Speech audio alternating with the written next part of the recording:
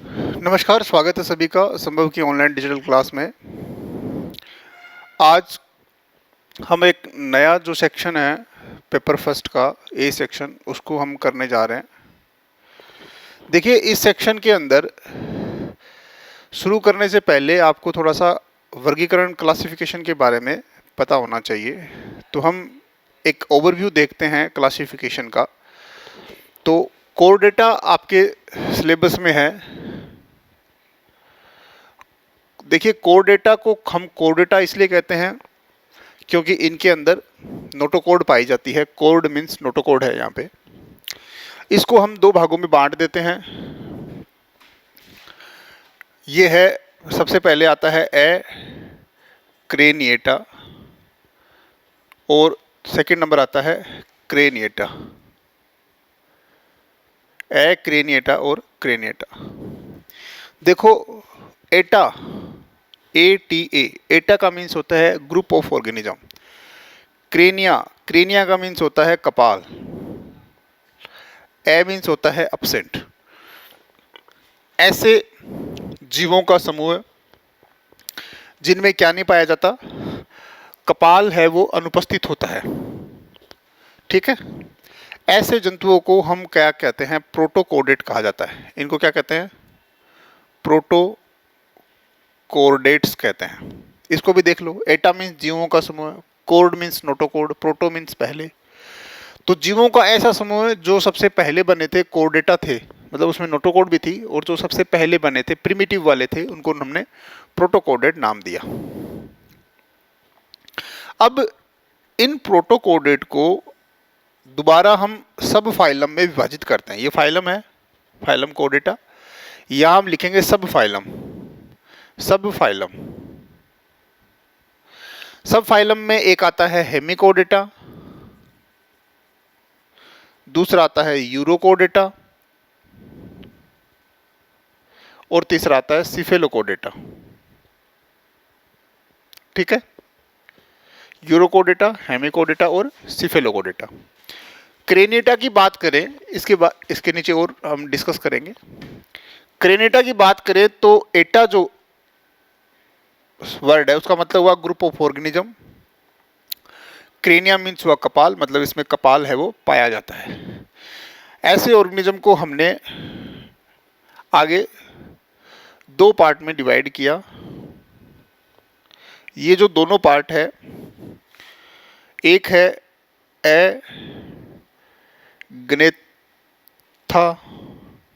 Agnatha और दूसरा है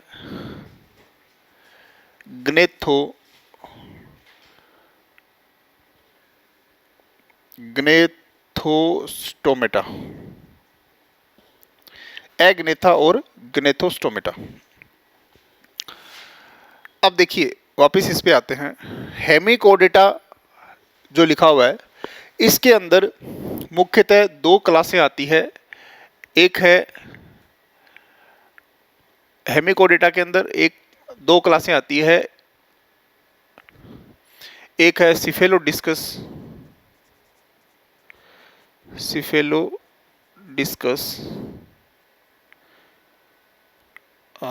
सॉरी, ये जंतु का नाम है टेरोब्रेंकियाई।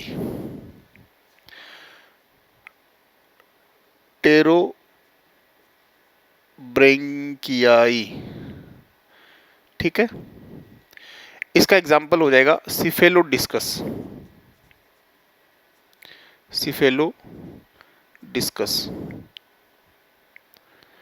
और दूसरा है जिसका एग्जाम्पल बेनेलोग्लोसस होता है, एंटेरोपनुस्टा।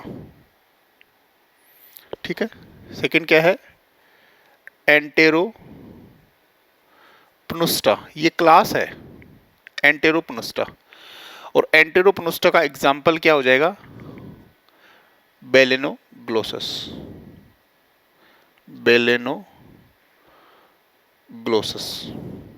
ठीक है, ये इसका एग्जाम्पल। कुछ थोड़ा सा आपको याद करना पड़ेगा।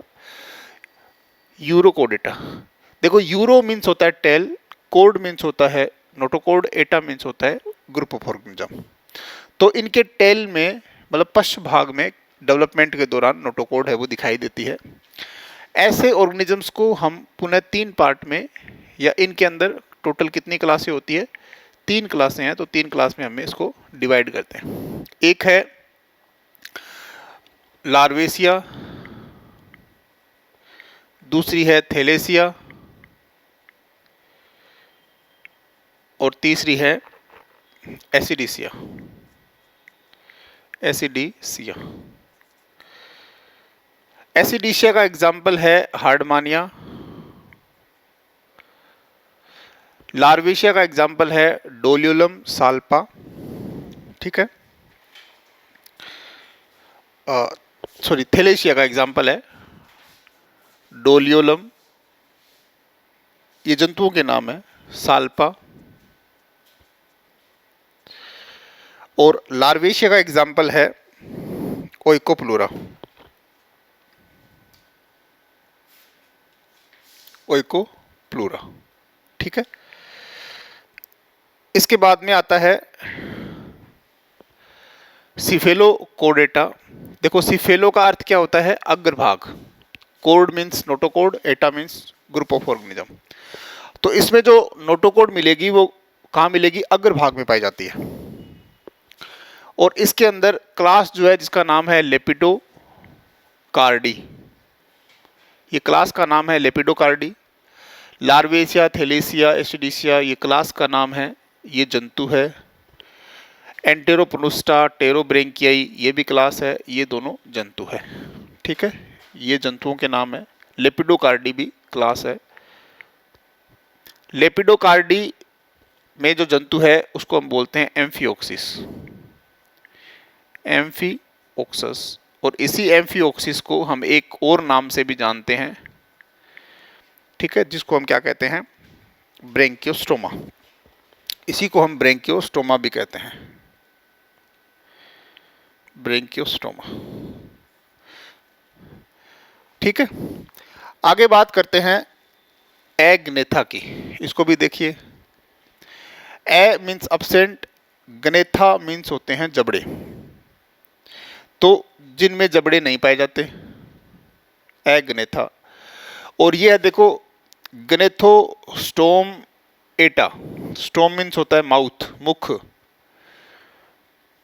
गनेथो मीन्स होते हैं जबड़े, तो जिनके मुख में जबड़े पाए जाते हैं, ऐसे जीवों का समूह गनेथोस्टोमेटा। और ये हो गया एगनेथोस्टोमेटा।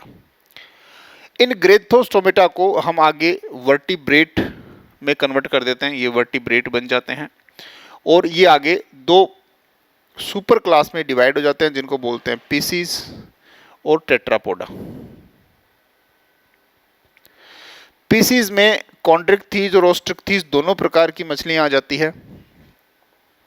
तो इसमें तो आएगी कॉन्ड्रिक्थीज और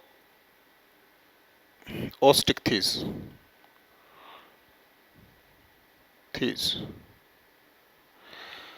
ठीक है, मतलब अस्थिल मछलियां और उपास्थल मछलियां। और टेट्रापोडा के अंदर आ जाएंगे टेट्रापोडा में एम्फीबियंस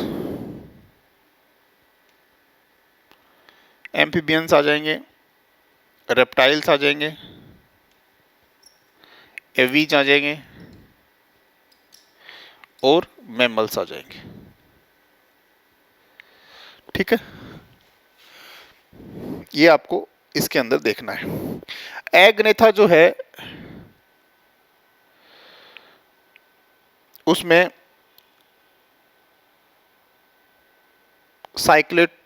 साइक्लोस्टोम और इसके अंदर 2 क्लास आती है। एक का नाम है साइक्लोस्टोमेटा। ठीक है, देखिए, साइक्लो मीन्स गोलाकार, स्टोम मीन्स माउथ, एटा मीन्स जीवों का समूह है, जिनका मुख है वो गोलाकार होता है। गोलाकार क्यों होता है, क्योंकि जबड़े नहीं पाए जाते। ठीक है, इसका एग्जाम्पल है पेट्रोमाइजोन, पेट्रोमाइजोन या मिक्सिन। ठीक है, पेट्रोमाइजन और मिक्सिन। ये चुड़ैल जैसी दिखाई देती है क्योंकि होठ है वो ऐसे लटके रहते हैं, जबड़े होते नहीं हैं, इसलिए पेट्रोमाइजन। और एक आता है ओस्ट्रेकोडर्मी, ठीक है। दूसरी कौन सी आती है? ओस्ट्रेकोडर्मी, ये विलुप्त हो गई। ओस्ट्रेकोडर्मी ये पूरी की पूरी विलुप्त हो गई, तो इसके किसी जीव का नाम आपको याद नहीं करना, आपको ये याद करना है, ठीक है। कॉन्ट्रिक्थिजोरोस्टिथिक्स मछलियाँ हो गई, ठीक है। और एक यहाँ और क्लास आती है, वो भी विलुप्त हो गई, जिसको बोलते हैं प्लेकोडर्मी। प्लेकोडर्मी ये भी विलुप्त हो चुकी है। तो इस प्रकार का क्लासिफिकेशन है, वो आपको थोड़ा सा कोडेटा के अंदर याद रखना है।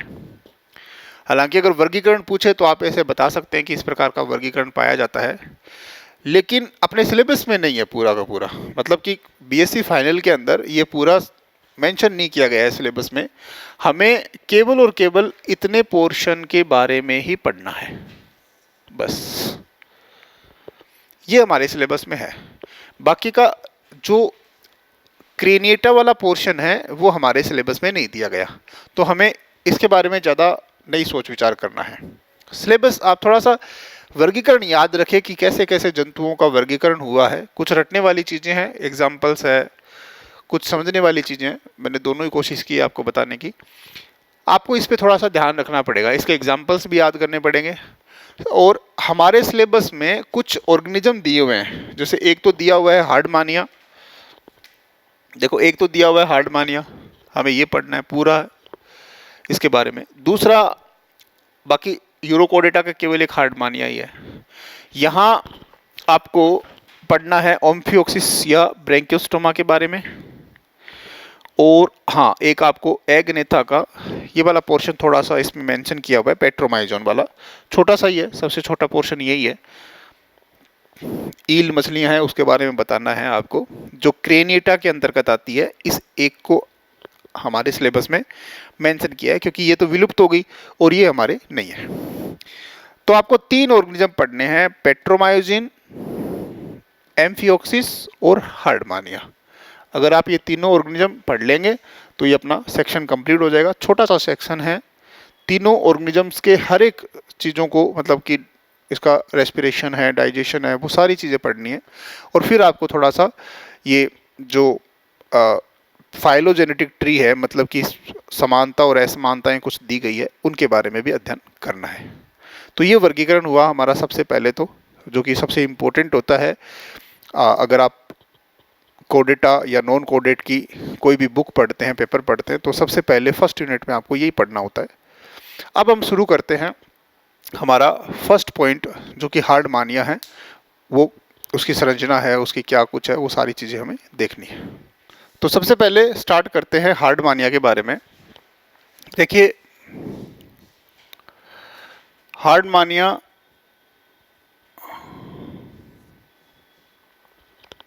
सबसे पहले हम इसका वर्गीकरण देख लेते हैं, क्योंकि जो जो सिलेबस में आपके जंतु दिए गए हैं, जैसे मान लो 4 जंतु जो दिए गए हैं, मैंने आपको अभी बताया था क्लासिफिकेशन में, उन जंतुओं का वर्गीकरण जरूर याद करना। 1 या 2 नंबर का पूछ लेते हैं। तो हम लिख लेते हैं इसके अंदर फाइलम, क्लास, ऑर्डर और जीनस, ठीक है। फाइलम आपको पता है ये मुख्यतः प्रोटोकोडेट जंतु है, और फाइलम अगर आप देखें तो ये कोडेटा के अंतर्गत आते हैं, तो हम लिखेंगे कोडेटा। लेकिन साथ में हमने सब फाइलम भी देखा था, और सब फाइलम अगर आप लिखना चाहो तो हार्डमानिया कहाँ आया था? ये यूरोकोडेट्स में आया था, तो लिखेंगे यूरोकोडेटा, ठीक है। क्लास, क्लास एसिडिसिया है इसकी, तो लिखेंगे एसिडिसिया। ऑर्डर, ऑर्डर जो है उसका है स्टोलिडोब्रेंकिया, स्टोलिडोब्रेंकिया। और जीनस है वो है हार्डमानिया। अब देखिए, हार्डमानिया की कई जातियां भारत में पाई जाती है, या फिर आसपास के समुद्रों में उपस्थित होती है। इसमें हार्डमानिया पैलिडा है, सिनोनिका है। मोस्टली हम पैलिडा के बारे में अध्ययन करेंगे, पैलिडा है या सिनोनिका है। ठीक है, ये इसकी जातियां हैं, स्पीसीज है जो जीनस के बाद में आती है, ये इसका हार्डमानिया जीनस है, और पैलिडा इसकी जाति है। ठीक है, पैलिडा। तो ये है इसका। नेक्स्ट हम देखते हैं कि ये जो जंतु है हार्डमानिया, ये एक स्थानबद्ध जंतु है, मतलब एक ही स्थान पर रहता है, चिपक कर रहता है, सेसाई ऑर्गेनिज्म है और एकल जंतु है, मतलब कि दूसरों के साथ में नहीं रहना चाहता। दूसरी बात ये कि ये जो जंतु है वो, इसका सामान्य नाम समुद्री फुवारा होता है, समुद्री फव्वारा, सी स्क्वर्ट कहते हैं इसको, समुद्री फुवारा, क्योंकि ये पानी को ऊपर फुवारे के रूप में ऊपर की ओर फेंकता है।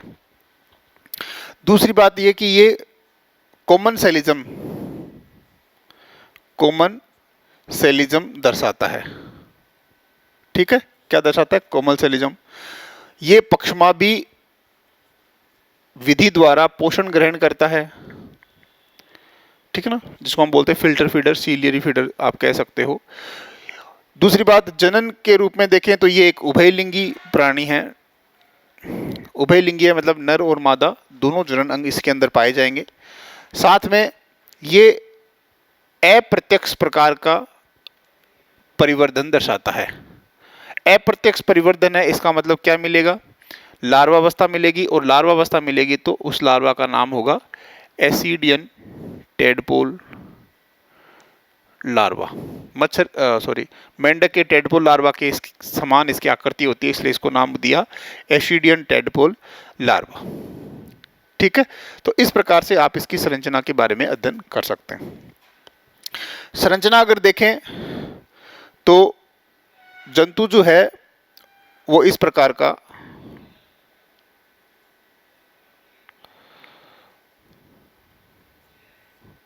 ये पूरी इसकी बॉडी है,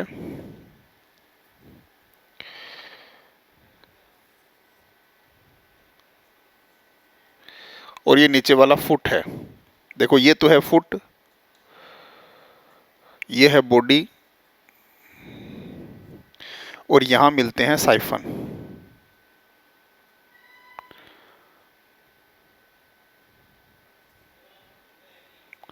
इस टाइप का जंतु ये है। हार्डमानिया ऐसा होता है, सतह से चिपका हुआ, और यहाँ पर इस प्रकार से बाहर संरचनाएं पाई जाती है जो इसको कठोर आवरण प्रदान करती है। ये फुट है, ये बॉडी है, ये वाला जो छिद्र है इसको बोलते हैं ब्रेंकियल अपर्चर, और इस साइफन को कहा जाता है ब्रेंकियल साइफन।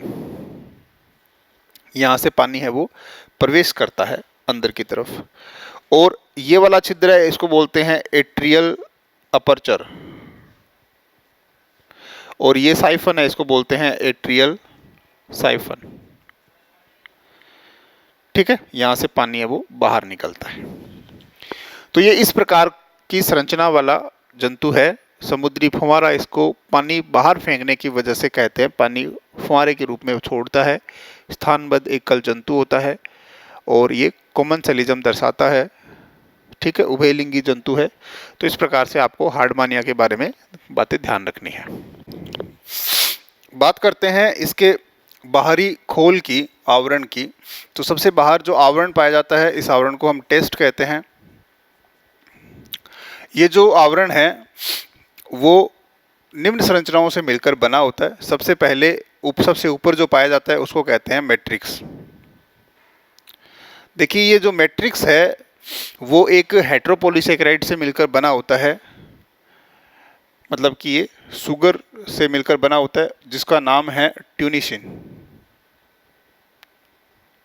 ये बाहरी कठोर आवरण होता है जो इसको सुरक्षा प्रदान करता है। ठीक है, और इसीलिए इस ट्यूनिशिन की उपस्थिति के कारण ही इसे क्या कहा जाता है? ट्यूनिकेट्स भी कहा जाता है। ये भी ध्यान रखिए, ये क्वेश्चन पूछा हुआ है कि ट्यूनिकेट्स क्या होते हैं? तो हार्ड मानिया को ट्यूनिकेट्स कहा जाता है क्योंकि उनके ऊपर ट्यूनिशिन नाम का आवरण उपस्थित होता है। मैट्रिक्स के बाद में ये सबसे बाहर की ओर पाया जाता है, तो बाहरी आवरण का निर्माण करता है। इसके अलावा अगर हम बात करें कि मैट्रिक्स के बाद में कुछ कोशिकाएं पाई जाती है और इन कोशिकाओं के अंदर जैसे कि बड़ी इओसिनोफिल्स कोशिकाएं, छोटी इओसिनोफिल्स कोशिकाएं, तंत्रिका कोशिकाएं, अमीबीय कोशिकाएं, अमीबीय कोशिकाएं, धानी कोशिकाएं, ये पाई जाती है। सभी कोशिकाओं का उद्भवन है वो कहाँ से होता है? मेसोडर्म से होता है। ये भी मैट्रिक्स के नीचे एक आवरण के रूप में इतनी सारी कोशिकाएं हैं वो उपस्थित होती है। साथ में इन्हीं के साथ में रक्त वाहिनियां पाई जाती है। रक्त वाहिनियां पतली लंबी नलिकाओं के रूप में उपस्थित होती है। ये नलिकाएं कहीं कहीं से फूलकर एम्पुला संरचना का निर्माण करती है। ये इंपॉर्टेंट है, क्वेश्चन भी आया हुआ है, ध्यान रखना। एम्पुला का निर्माण करती है और जो एम्पुला है वो क्या करता है? एक सहायक श्वसन अंग का कार्य करता है। ये ध्यान रखना, ये क्वेश्चन आया हुआ है। तो टेस्ट है वो एक सहायक श्वसन अंग होता है, ये बहुत इंपॉर्टेंट है। सहायक श्वसन अंग है, मतलब यहाँ गैसों का आदान प्रदान डिफ्यूजन प्रोसेस से चलता रहता है और यहाँ रक्त जो आता है उसके अंदर उसको मिला दिया जाता है। एम्पुला जैसी संरचना है वो टेस्ट के अंदर उपस्थित होती है। नेक्स्ट हम बात करें, इसके अलावा रक्त वाहिनियों के अलावा इसके अंदर कुछ कंटिकाएं भी पाई जाती है। ये जो कंटिकाएं हैं वो मुख्यतः दो प्रकार की होती है। एक सूक्ष्म कंटिकाएं होती है और दूसरी होती है वो वृहत कंटिकाएं होती है, बड़ी और छोटी। सूक्ष्म कंटिकाएं, इनकी संरचनाएं कुछ इस प्रकार की होती है।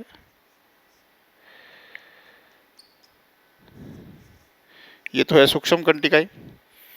वृहत कंटिकाएं दो प्रकार की होती है, एक होती है पिपेट नुमा और एक होती है तरकुनुमा।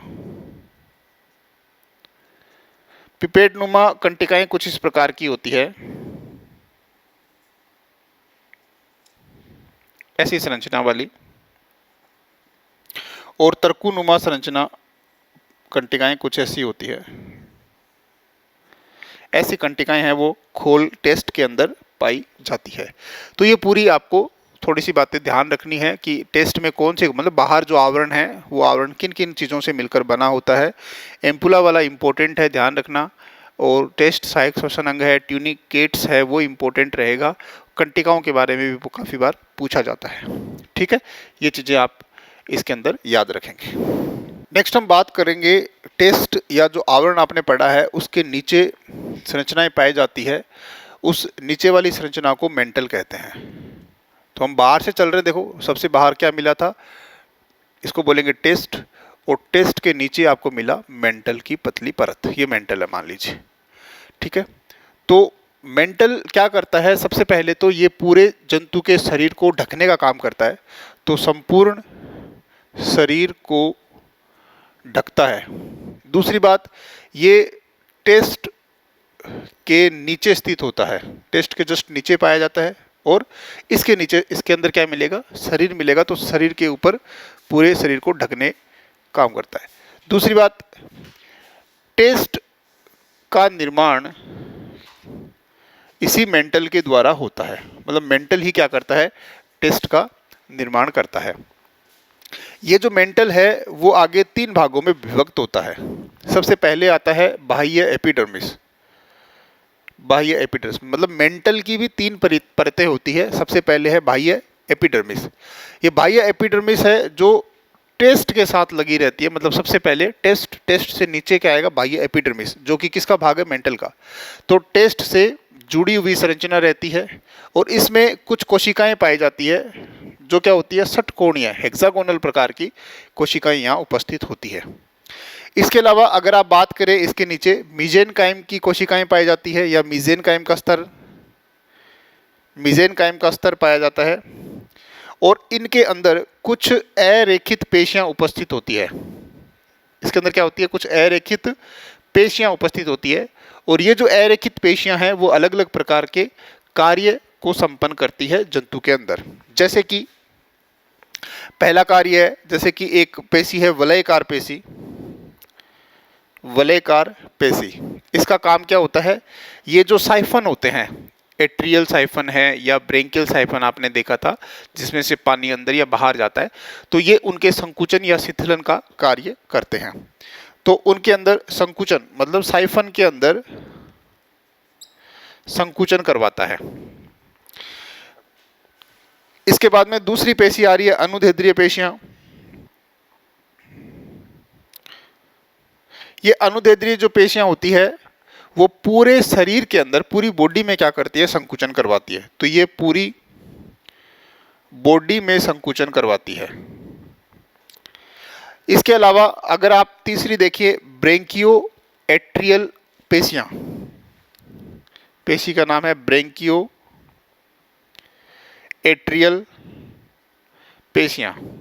ये ब्रेंकियो एट्रियल जो पेशियां हैं वो क्या करती है, अंदर गहराई में स्थित होती है और जो कि एट्रियम गुहा है उसके पास में, तो ये गहराई में स्थित होती है, गहराई में स्थित होती है और शरीर के अंदर संकुचन का कार्य करती है। तीसरा पॉइंट है जिसको हम बोलेंगे एट्रियम। ठीक है, एट्रियम जो है वो एक गुहा का निर्माण करता है। एट्रियम एक गुहा है, खाली स्पेस, जिसको आप सिलोम की भांति भी ले सकते हैं। मतलब जैसे सिलोम होता है वैसी एक गुहा इसके अंदर पाई जाती है। इसी सिलोम या इसी गुहा में पूरी या पूरा शरीर जो है, पूरा शरीर है उस गुहा के अंदर उपस्थित होता है, पूरा शरीर है वो पाया जाता है और इस गुहा के अंदर वो सुरक्षित रहता है। इस गुहा को हम एट्रियल गुहा कहते हैं। तो एट्रियल गुहा या एट्रियम कह सकते हो, इसी को हम एट्रियल केविटी या एट्रियम कहा जाता है। ठीक है, हर प्रकार के ऑर्गन इसी गुहा में सुरक्षित रहते हैं। तो इस प्रकार से आपने थोड़ा सा आउट व्यू देखा ऑर्गेनिजम्स के बारे में कि ऑर्गेनिजम्स क्या है, किस प्रकार के पाए जाते हैं, कैसा इसकी बाहरी संरचना है।